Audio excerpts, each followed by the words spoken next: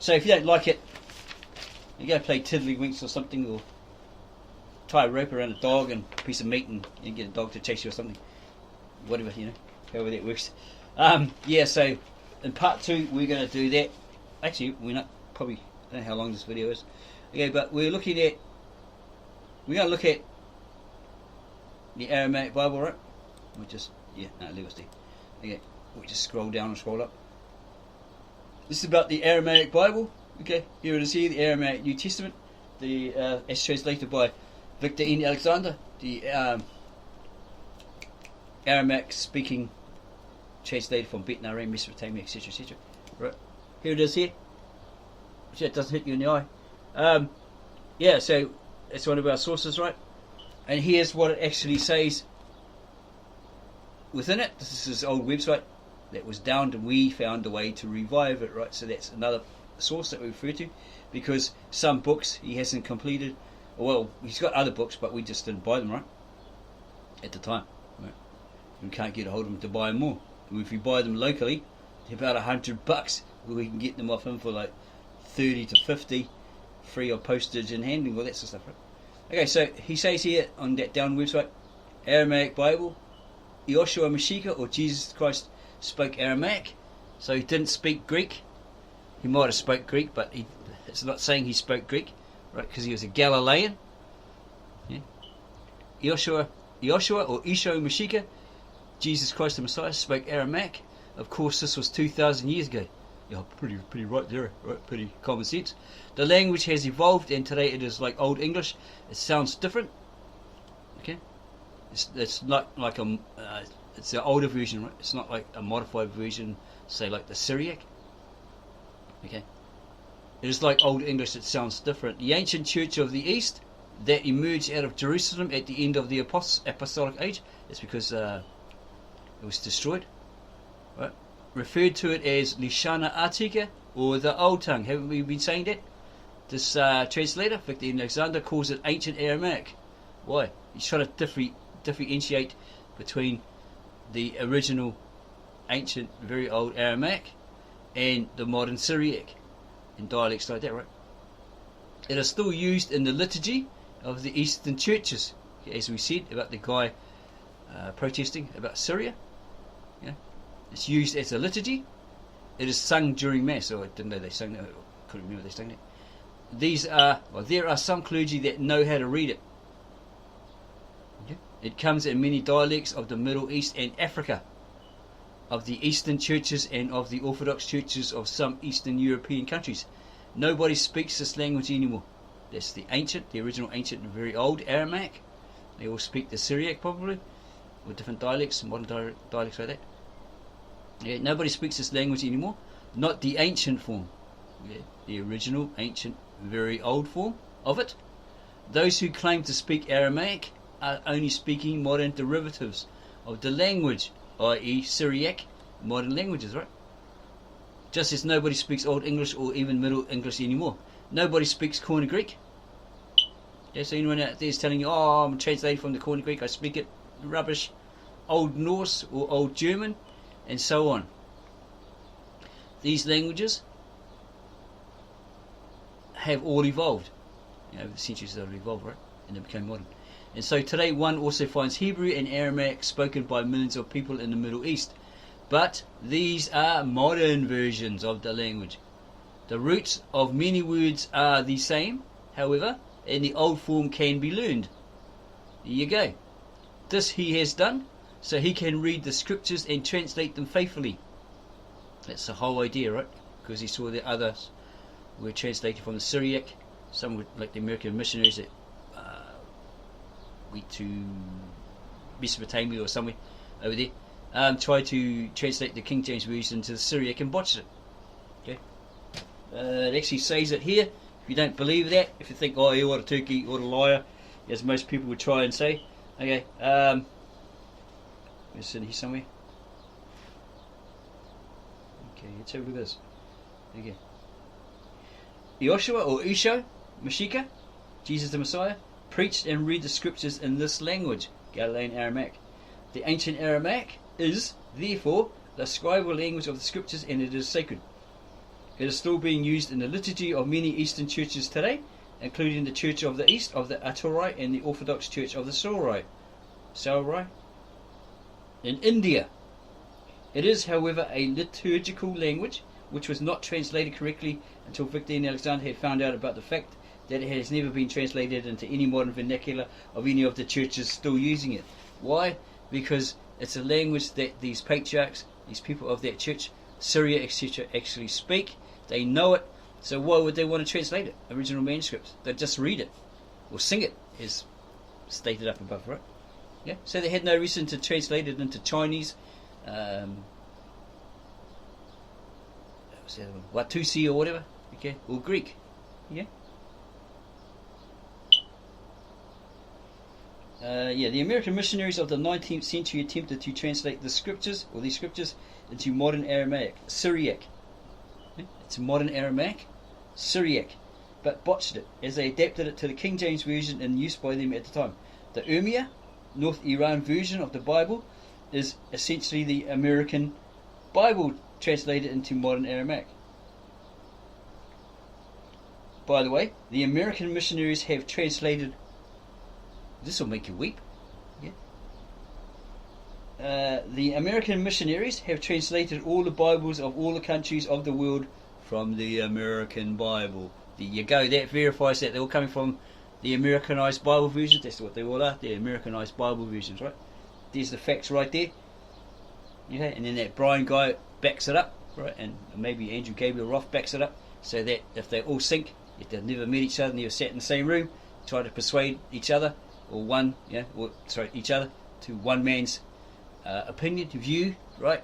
And that's that, right? It synchronizes, therefore it establishes the facts. Go check that out, right?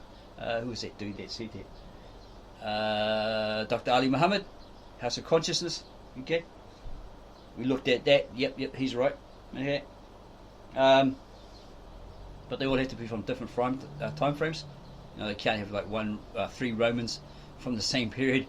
You might have a Roman, and then 10 or 20 years later or something, or maybe a couple of centuries later, you get some Greek. Then maybe sometime after that, some Frenchman. Yeah, but they all agree, right? They're all saying the same thing, and they all agree. Okay. So, the American missionaries had translated all the Bibles of all the countries of the world from the American Bible. That is why all the Bibles thus translated contain the same errors in translation and pseudo, half pie, half truth, right? Christian doctrines that have caused so much misery in the world for 200 years. That's why you're fighting over it, right? We're right, you're wrong. You're going to hell, we're not. The earlier plagiarized versions of the Bible were the Greek original and the Latin Vulgate. These versions were translated by Martin Luther, William Tyndale, and other Protestant translators over the last 5 centuries.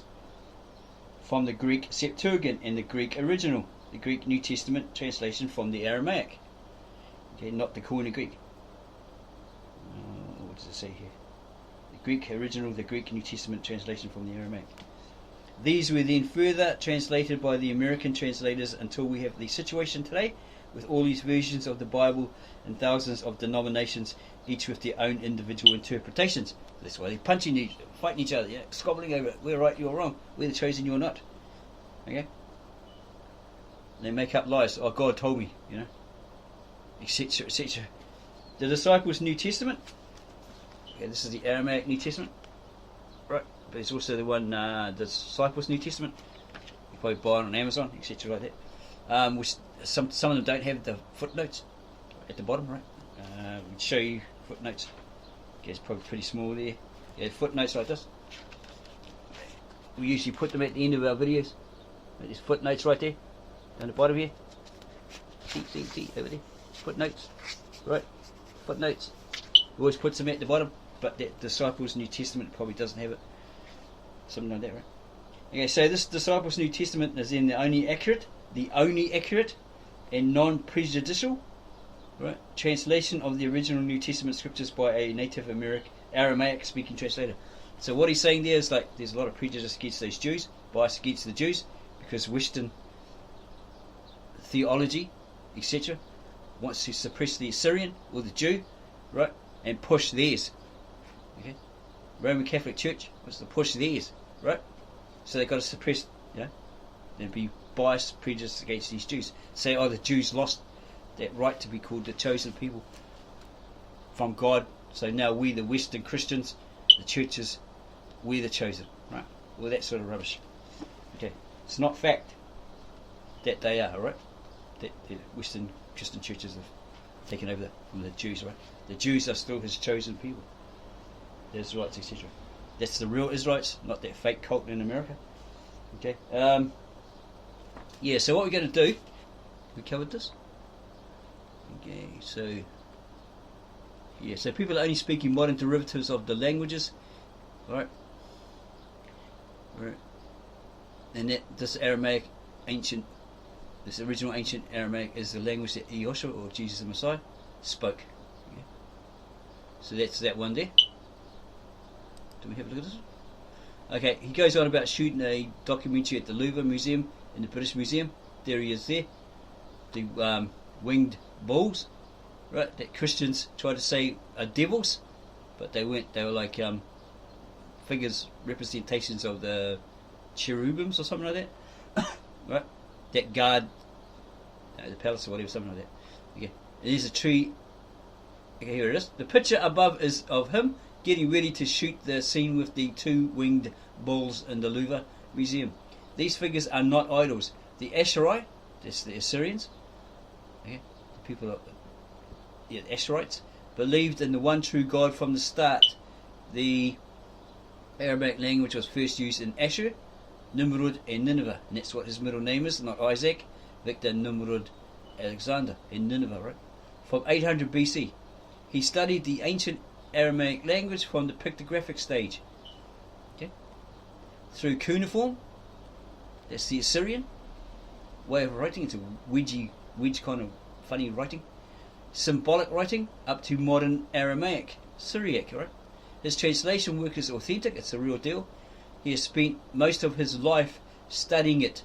This has become his life's work, right? Okay. There's a tree of life in the Trinity symbol here. This is what I was talking about to somebody else. It's the winged disc icon. Okay. The Elohim, Elohweem, right? Yeah. Over the flames. It's a title of God, and it's in regards to the ancient triune. Okay. And these are just old, what do you call them now? Are they like Sumerian priests or something? And it's supposed to be the tree of life. You got like these bags, little bags, and these wristwatches and stuff like that. And so forth. Okay, so we're going to look at Genesis chapter 1 verse 4, or Brita, or Genesis 1 chapter 1 in the English. Did we say that right? Brita or Genesis chapter 1 in the English. That's right. For it says, as the beginning the Son of God creates the heavens and the earth. Okay, let's have a look at your modern Bible. Right, what does it say? Genesis 1 verse 1. Okay, get there. I'm going to get there in a second. Okay, the beginning. In the beginning God created the heavens and the earth. Okay, right. So that doesn't match with John 1 verse 1. In the beginning was the Word, and the Word was with God, and the Word was God. Through Him all things were created, so all things existed, etc., etc. Like that, right? Okay, it's just roughly what it says. Don't come at us and say, well, we didn't say it properly, you know. For those kind of people, well, we'll go there and we'll say it properly. Okay, someone says, oh, stop your stupidity. Come on, man. Add a bit of humour to your video. Don't be a boring old fart, you know. Okay, get people interested, right? Okay, just a bit of humour there, man. Don't cry in your soup. Yeah. Don't turn mummy on us. Right, here we go. We're going to go John 1 verse 1. Okay, the Word became flesh. In the beginning was the Word, and the Word was with God, and the Word was God. He was with God in the beginning.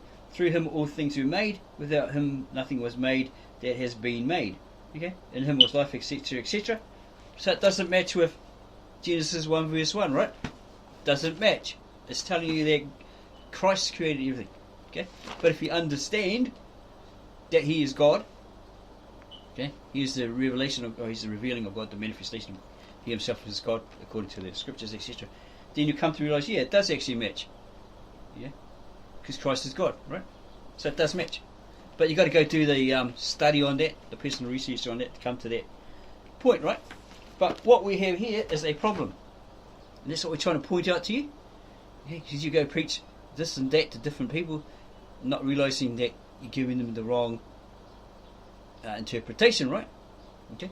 So, down here at the footnote, here it goes. It matches 1 John verse 1. Genesis 1 verse 1, or the Pt2. Genesis in English matches John 1 verse 1 to 3 or whatever, right?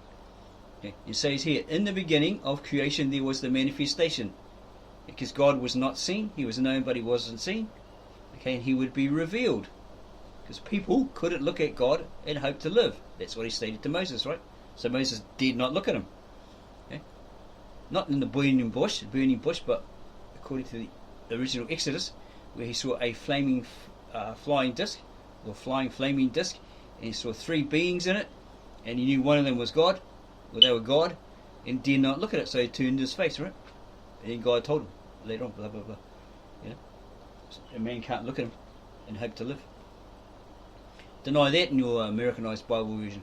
Okay, so in the beginning of creation there was the manifestation, and that manifestation was with God, and God was the embodiment of that manifestation. So God wasn't yet revealed, but He becomes God incarnated in the flesh. He's God revealed, dwells amongst men, and that's why I said to Peter, if you've seen God, you've seen me, because I and the Father are one. Yeah? Right? Yeah, this is where it gets confusing because of their English. In the beginning was with God, right? And that's where people get messed up. They say, and they argue over it, but it says with means, blah, blah, blah, and all that stuff.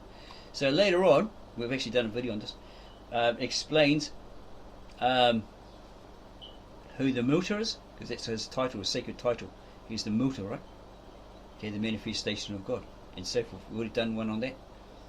Okay.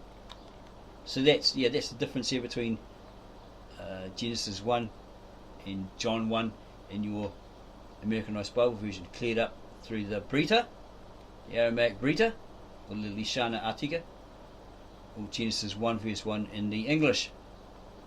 So you can see a possible difference here, but it's not a major difference. Okay, so we're going to go, where are we? We went to that one, we did that one, we're on that one. Okay, you got Psalms 22.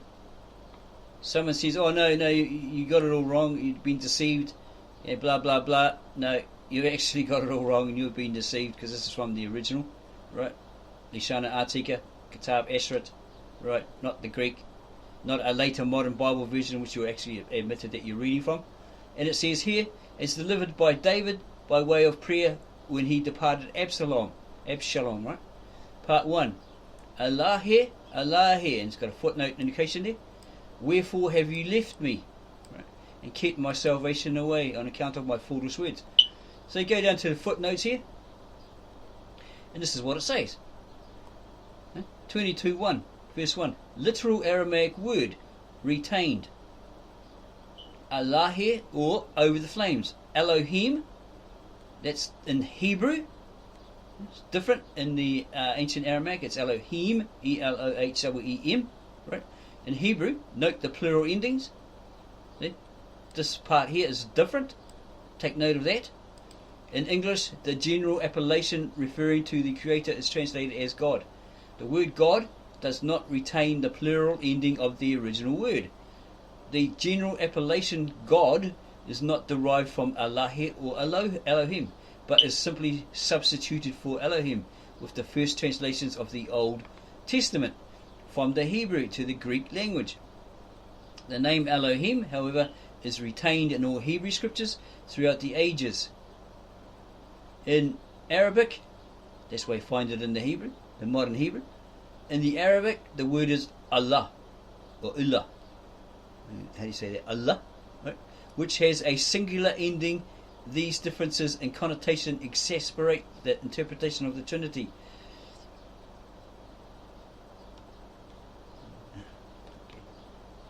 Although they're not directly related to the subject, since Over the Flames is not a reference to the Trinity or the Triunity. However, the origin of the word Elohim is a pictograph of Ashur. It's a picture format. It was originally a picture of Ashur, which does represent the Trinity. Yeah. So hopefully that explains to the I can't remember what the name was in Arabic, with the right sideways. When we put a comment that that explains it to them. If they will see this video, because they see they had problems with links. Okay, Elohim. Oh, jeez, what's wrong with this thing? Okay, right. Okay, Elohim is a pictograph of Asher, which does represent the Trinity. It's the Mesopotamian or the Ashurit title of God, name for God. Okay, there is an Ashur with the E-R.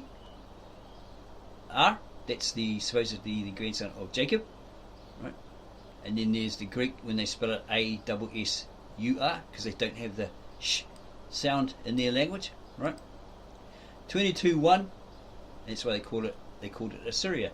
But on the end of Assyria, there's IA, which is a N suffix. You've got to know what that means. Okay. It's from the Old Latin. It's a Greek Latin loan word, which means that these were the possessors of, the owners of, etc., etc. Go get that ear or that ick defined. Okay. 22.1.2. Jesus transformed this opening verse of David's 22nd Psalm when he called out from the cross, El, El, Lamana Shvektani. Sometimes he spells it different. The greatest title of God, El, is actually used in the 20th verse of Psalm 22, but Jesus uses it as the opening of his utterance from the cross. Yoshua or Isho was God in the flesh. There you go. Declaring his Godhead to the Father in heaven and to humanity on earth, having fulfilled his human destiny as the lamb slain before the foundations of the universe, by sacrificing his life as a son of David, his human ancestor. Okay, people are saying no, like Toby Singer, or others saying no, he's not an ancestor, he's not descendant of son of David. It's all rubbish. There you go. There it is. There, from the original, ancient, old, very old language, scribal language, sacred language, right? The old tongue, Ktav Ashuri, Assyrian Aramaic, right? That's what it says there. He is God. Okay, he's declaring he was God in the flesh, because God wasn't seen but he wasn't revealed. Get your head around that one. Declaring his Godhead to the Father in heaven and to humanity on earth, having fulfilled his human destiny as the lamb slain before the foundations of the universe. Okay? So he's part of that triune by sacrificing his life as the son of David, okay, a descendant of David, not actually his physical son, his human ancestor or his forefather.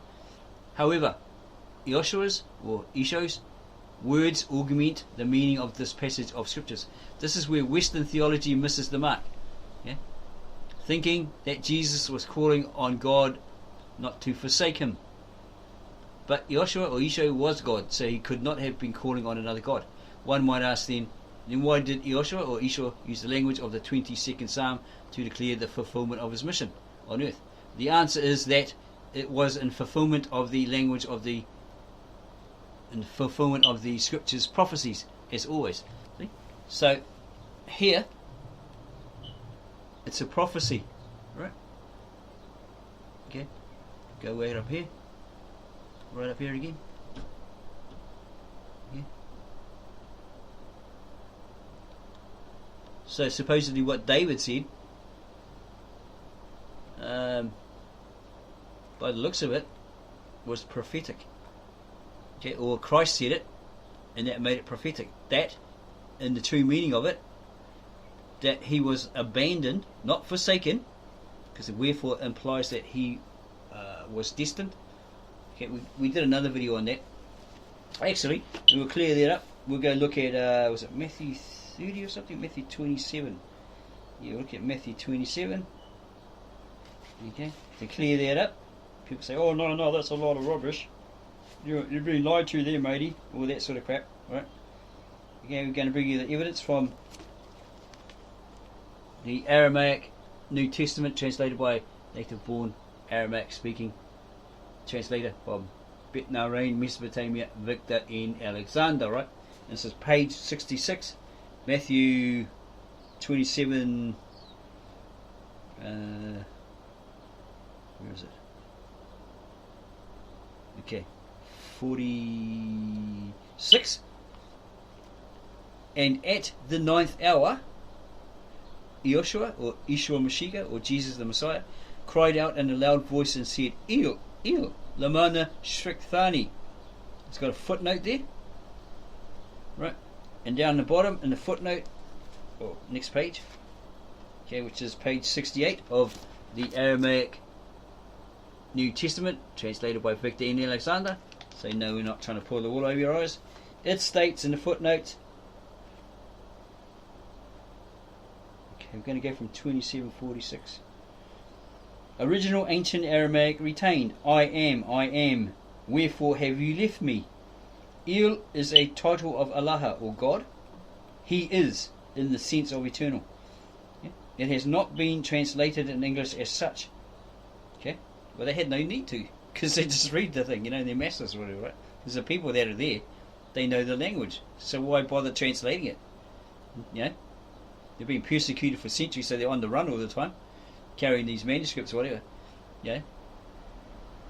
They might say, to some people, this is what it means, blah blah blah, but they're not translating it into Chinese, African, or Swahili, or Yugoslavian or whatever, right? Okay, they didn't have a reason to. Okay, El is a title of Allah, or God. He is, in the sense of eternal. It has not been translated in English as such. Therefore, Victor N. Alexander had used the more acceptable designation I am. Idiomatically or expressingly, that's not right. Expressing that, putting that thought across, right? Wherefore, that's what the Middle Easterns do. That's their form of expressing something they've thought or something they've written, right? Something that's written. Wherefore implies destiny. Shrik Thani, S-H apostrophe W-I-K, Thani, is the only correct transliteration, and it means left me, in the sense of purpose for which Yeshua, or Yeshua Mashiach, was left on the cross. It absolutely does not mean forsaken in this usage. Yeah? So anyone that goes out there and says, Christ was on the cross, he said, right, which means what? My God, why have you forsaken me? Sorry, buddy, but you're a false teacher. You're a liar. As I said in one of my other videos, one day in Mount Roskill or something, came across some Christians, and to show him, the difference between his Americanized Bible version, it was all wrong, incorrect, right? In the modern, well, I didn't have this one on me at the time, right? But I can remember it quite well. The Aramaic New Testament, right? I asked him, what did Christ say when he was hanging on the cross? And he says something like El, El, or Eloi, Eloi. He tried to say it, but I can't say the El, El thing that well either, unless I got the book. But it says, close enough, right? But I want to know what he said in English. And the guy says, he said, my God, why have you forsaken me? And he says, well, that's incorrect. He goes, no, that's what's written in my Bible. And I says, well, that's actually wrong, because yours is a copy of copies, translation, whatever, Americanized Bible version. Right? So it's actually incorrect. At home here, if you came to my house and you checked out the original manuscripts, I don't have it on me, you'd find that it was incorrect. Okay? And it's a second or third transliteration from the Arabic and the Greek. And that's coming from the footnotes in the Galilean Aramaic New Testament. Right? Probably in Luke. So we go to Luke, because some people might go, oh, you're a liar, you're all this sort of stuff, right? We go to Luke and we'll have a look at that one there. It should have it was either Luke or Mark. No, I think it's Mark. Okay. I'll find it again. Mark. Schwartz. I'm sure it's Mark. Mark, must be. Mark. Okay,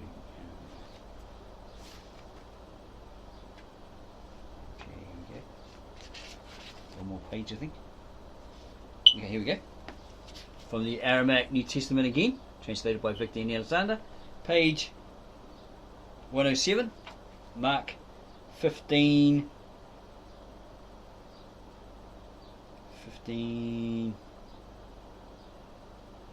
33 to 35.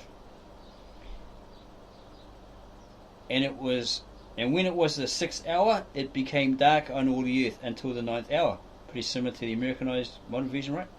And in the 9th hour, Yeshua, Jesus the Messiah, cried out in a loud voice and said, Il, lamana shwekthani.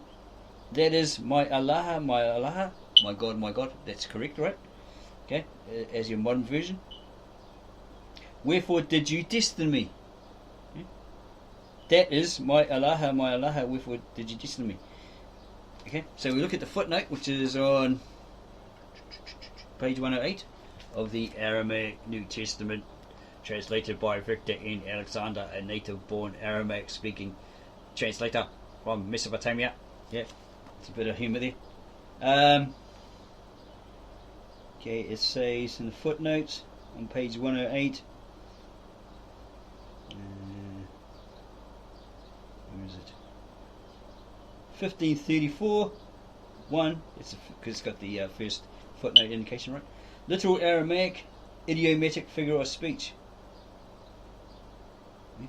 The verb to be in its sacred connotation. He is, or supreme being, or I am. Okay, we're going to repeat that because we went up. Okay, so 1534 1. Literal Aramaic, the verb to be in its sacred connotation. He is, or supreme being, or I am. 1534 2. Literal Aramaic, Allahi. 1534. Literal Aramaic, Il lamana shukthani. This is the correct transliteration of the original words of Yeshua the Messiah, or Jesus the Messiah, in the Galilean Aramaic. This is the ancient, very old one, not a modern one if there's one around. Okay, because languages evolve, right? Other transliterations indicate the second and third generation transliterations from Arabic in the Greek versions. Okay? So, if this is the original hidden and preserved manuscripts by the Apostolic Church of the East, right, for 2,000 years, hidden from the Roman Catholics and Islam and etc., and not messed with, right? Then, comparing that to this one, preached by Christians around locally, around the world, whatever. Okay, this being from the original manuscripts, 1st century AD, etc. This being from, say, a revised, rewritten, republished copy of a copy, a modern translation from organised by a Bible committee in, say, 1966-67, released that year, right? Then this is saying something different. My God, why have you forsaken me? Okay, which one's older? Okay. Which one's the older? Right, this one. Yeah, this one's a later modern version with a different transliteration, which is incorrect. Yeah? So if you're going out there, this is what I said to this Christian guy.